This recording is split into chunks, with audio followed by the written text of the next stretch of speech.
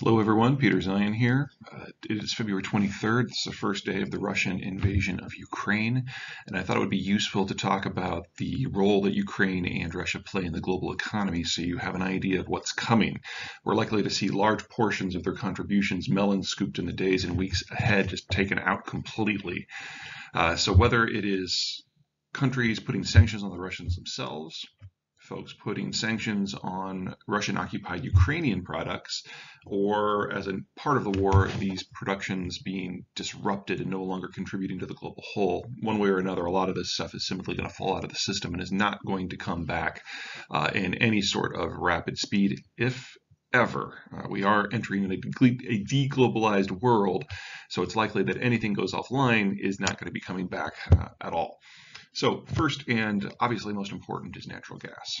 Russia is the world's largest exporter of natural gas, and the vast majority, well over 80% of what it produces, is sent west to the European Union. The Europeans are debating among themselves how they can deal with this in this situation because they can't just cut cold turkey. There's no replacement anywhere in the world. One odd bright spot is that Ukraine imports all of its natural gas from Russia. So the Russians, while they're invading Ukraine, are unlikely to continue supplying the country that, they're invading.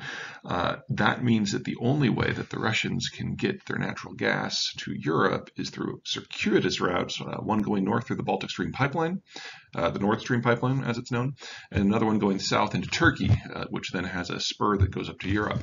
So one way or another, the Europeans are in a bit of trouble here. Now, things that are made from natural gas, the Russians are also a major exporter of, specifically products like ammonia, which are used to make nitrogen-based fertilizer. The Russians are also the world's largest exporter of nitrogen-based fertilizer. They're also the largest exporter of potash-based fertilizer. So we are seeing two of the three streams of fertilizer production in the world possibly going offline in the not too distant future. We already have fertilizer prices that were 6 and 7 times what they were just a year ago globally.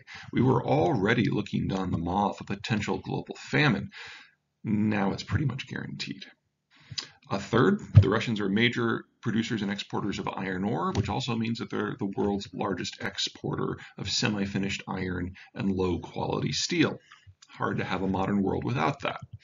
Fourth, they're also the world's largest exporter of nickel ore and finished nickel, which is the primary component, in addition to iron ore, in order to make stainless steel, which is what we use in almost everything. And at the bottom of the top list is wheat. The Russian space is an less than fully reliable wheat producer because the climate is very cold. The rain comes or it doesn't. It's in the steppe. It's very erratic. But as a rule, Russia has been one of the world's top 3 grain exporters going back a century. And if they were suddenly removed from the system, that could have massive outcomes. Most of the wheat that the Russians export goes to the Middle East, and the last time there were major disruptions coming out of the Russian space, we had the Arab Spring, because we had a sudden tripling of wheat prices. What we're looking at now would be far more holistic because we're including Ukraine in this now, which is also one of the world's top 10 producers. And to lose them both at the same time would suggest that wheat prices on a global basis are going to at least triple. Wheat has gone from being decidedly unsexy to perhaps being the most exciting commodity out there. Next, where Russia is only second most important, crude oil. Now, the Europeans obviously take the most, but there are a number of maritime options that the Russians have for exporting crude, meaning that it goes a little bit further into more customers. Obviously, the East Asians play a major role. There is a pipeline that terminates near Vladivostok on the Pacific, but the United States plays here too. We import about 500,000 barrels a day of Russia's Urals crude blend to replace the crude we used to get from Venezuela. American refiners through the 80s, 90s, and 2000s steadily improved the quality of the refineries so that they could tap cheap sources of low-quality crude, Venezuela primarily. When Venezuela vanished from the mix, they didn't want to dumb down the refineries to use local produced shale crude, which sells on the international market at a premium. They wanted to find another source of cheap crude, so they went with the Russians. So if the Biden administration is looking for a quick and easy way to hit the Russians in the pocketbook, banning the import of Russian crude is a good way to do it. The refiners won't be thrilled, but there is a war on. Well, that crude means the Russians are also the world's largest exporter of refined product. Gasoline, especially diesel, naphtha, a lot of the things that the modern world used to make it go, with again the Europeans being the single largest consumers and the East Asians in second place. Next up, platinum group metals, whether it's cerium or rhodium or platinum itself. Platinum group metals are used in a lot of high-end electronics, which you are probably using a device that uses them right now. They are also used in catalytic converters. There are other sources, South Africa, for example, but based on the specific material, the Russians are either the single largest supplier, the second largest supplier, or the third largest supplier. So removing them from the market, period, is going to have a lot of pain.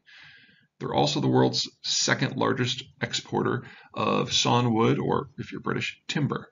Now, most of that goes to East Asia, with the Japanese being particularly ravenous buyers because the Japanese like wooden sidewalks. Refined copper is next up. Again, if you use an electronic device, it's going to affect you. And then finally, seed oils. And, we think of that as like, oh, come on, olive oil, how exciting could it be? Well, sunflower and safflower oil for the former Soviet space kind of fill the role of canola oil and olive oil in much of the rest of the world. So you're talking about a primary food input that is necessary to make things like bread. The list where Russia is the third largest exporter is pretty short. It's just one thing: coal. It goes everywhere.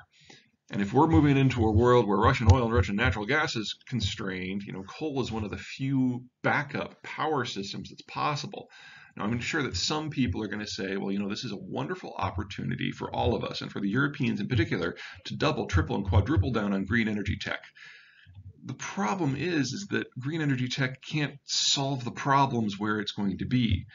Whether it's Northern Europe, Japan, or China, these are countries with some of the lowest solar radiation and the lowest wind quotients in the world. So you would have to build 10 and 15 times as much capacity of solar and wind capacity to replace the natural gas that's going offline. Nuclear might work. And in the case of the Germans, they have a bunch of nuclear power plants that they recently took offline. They could now turn them back on. They probably will have to. But coal is how you square that circle, and now one of the world's largest suppliers of coal is gone as well. Now, in terms of where all this stuff is going, for the energy equation, you're primarily talking Europe, not exclusively, but primary. And for everything else, it really is the East Asians. China's obviously the biggest, but the Japanese and the Taiwanese and the Koreans are all heavily dependent on all of the material products that are coming out of Russia. Now, it may occur to you, why does Russia have all this stuff? Well, it's a big chunk of land. And during the Soviet period, it was all industrialized and building things. But when the Soviet Union collapsed, their industry collapsed with it. And it's a lot easier to turn a coal mine back on than it is to turn a tractor factory back on. So since 1992, the Russians have been sending out all of the raw materials that make modern life possible and consuming very few of them themselves in relative terms to what they were doing before 1992.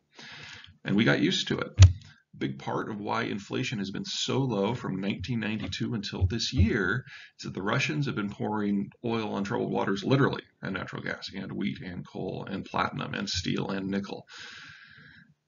We now have to look forward to a world where that's no longer the case. At a minimum, that means there are a few dozen countries out there that need to change their economic models. Okay, that's it for me to now. Everyone, stay safe, take care, and I will see you soon.